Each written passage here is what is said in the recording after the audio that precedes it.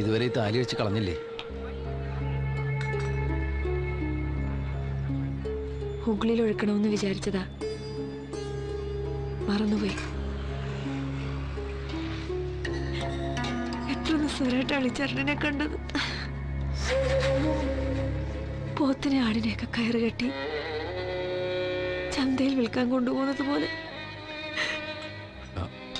ഏയ്, അതൊക്കെ കഴിഞ്ഞില്ലേ കൃഷ്ണ, വെറുതെ എന്തിനാ? വാ, ഇവിടെ വെച്ചാ ഓർക്കുന്നില്ലേ? നിസഗമ പനി സരിക. ആദ്യമായിട്ട് കൃഷ്ണ എൻ്റെ ക്യാമറയ്ക്കുള്ളിൽ കടന്നുകൂടിയത്. ശരിക്കും ക്യാമറയ്ക്കുള്ളിലല്ല, ആണോ? മനസ്സിലേക്കല്ലേ താൻ കടന്നു വന്നത്?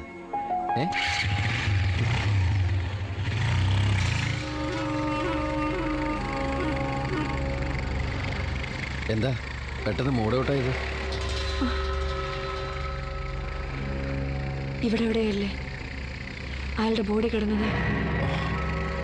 കൃഷ്ണയ്ക്ക് എങ്ങനെ അറിയാം ഇവിടെയെന്ന്? എനിക്ക് താലി അവിടെ കളയണം.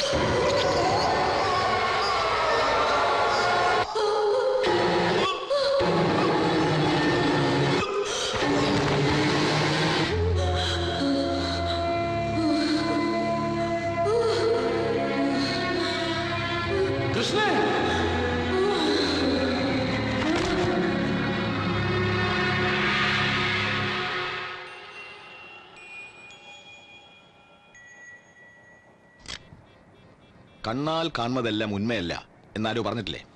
എന്ന് പറഞ്ഞ പോലെ കണ്ണുകൊണ്ട് കാണാത്ത പല കാര്യങ്ങളും ചിലപ്പോൾ മനസ്സ് നമ്മളെ വിശ്വസിപ്പിക്കാൻ ശ്രമിക്കും. അതിനെ സ്വപ്നമെന്നോ മിഥ്യയെന്നോ വെർച്വൽ റിയാലിറ്റി എന്നൊക്കെ വേണമെങ്കിൽ പറയാം. ശരിയാ, മനസ്സുണ്ടാക്കുന്ന ചില കെട്ടുകഥകളായിട്ടാണ് ഞങ്ങൾ ഇതിനെ കാണുന്നത്. ഇവിടെ അത് മാത്രമല്ല പ്രോബ്ലം.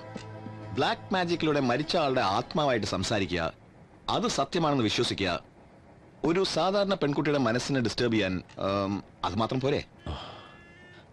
ബ്ലാക്ക് മാജിഷ്യൻ പറഞ്ഞതൊക്കെ ചില ഹിപ്നോട്ടിക് ഇലൂഷനായിട്ട് ഞാൻ കരുതിയിട്ടുള്ളൂ.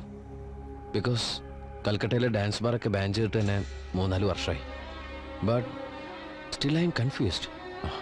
ഒരിക്കൽ പോലും കണ്ടിട്ടില്ലാത്ത ആ ബോഡി കിടന്ന സ്ഥലം ഐഡന്റിഫൈ ചെയ്യാന്നൊക്കെ പറഞ്ഞാൽ ഇറ്റ്സ് എ മിറക്കിൾ.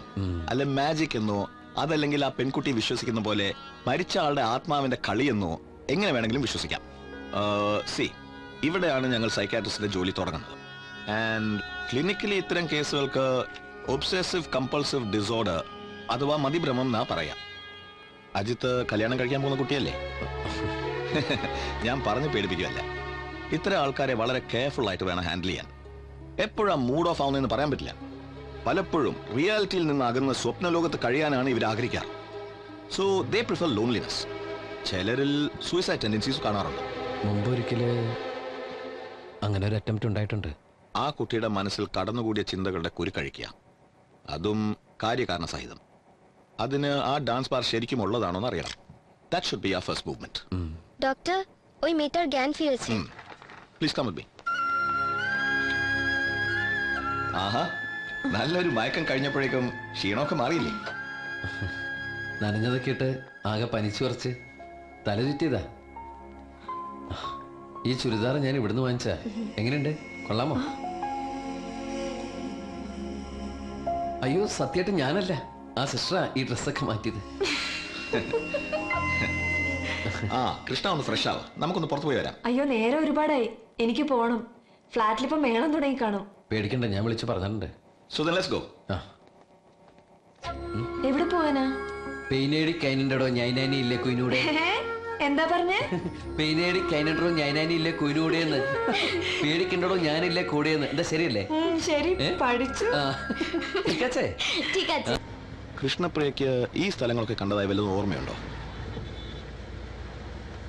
പത്രങ്ങളൊക്കെ വിൽക്കുന്ന ഒരു മലയാളിയുടെ കടയുടെ അടുത്തിറങ്ങി നടക്കുമായിരുന്നു.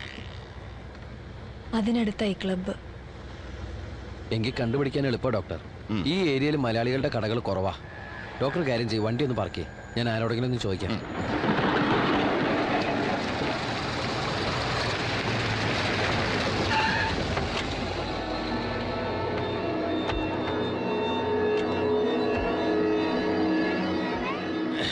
दादू चाय दादा एक है ना मलयाली न्यूज़पेपर कोताही पाव जाए एक तो विजन मनोरमा मातृभूमि കൃഷ്ണ കൃഷ്ണ ഈ കടയാണോ?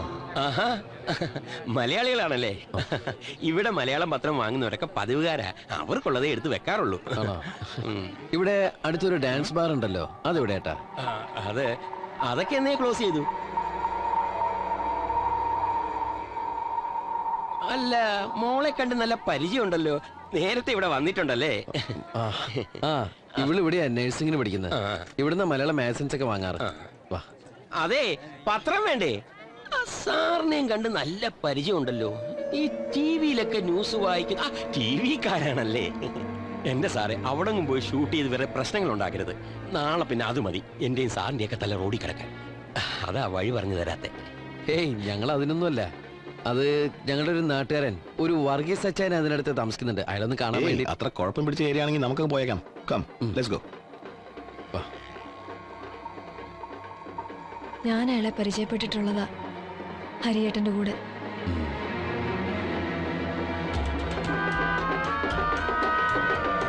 ഹലോ ഹലോ അണ്ണാ, അണ്ണൻ தேடி இருந்த அந்த பார்ட்டி இப்போ என் கடையில் வந்தாச்சு. ஆமா. டேய் கொஞ்சம் சத்தமா சொல்லுடா. நீ பார்த்த அந்த பொண்ணு தானே? ஆமாண்ணா, இந்த பெண்ணினை கூப்பிட்டான் ஹரி. என் கடைக்கு இதுக்கு முன்னாடி வந்திருந்தது. எதுக்கா வந்திருக்கா? தனியா வந்திருக்காளா? நம்ம டான்ஸ் கிளப் தேடி தான் வந்திருக்குது. அவள் கூட ஒரு டிவி காரணம் பின்ன வேற ஆளும் இருக்கு. 5 லட்சமும் என் கையை எடுத்துட்டு மறுபடியும் என்ன தேடி வந்திருக்கான். காங்கியமாகி தூக்கி உள்ள போடுங்க.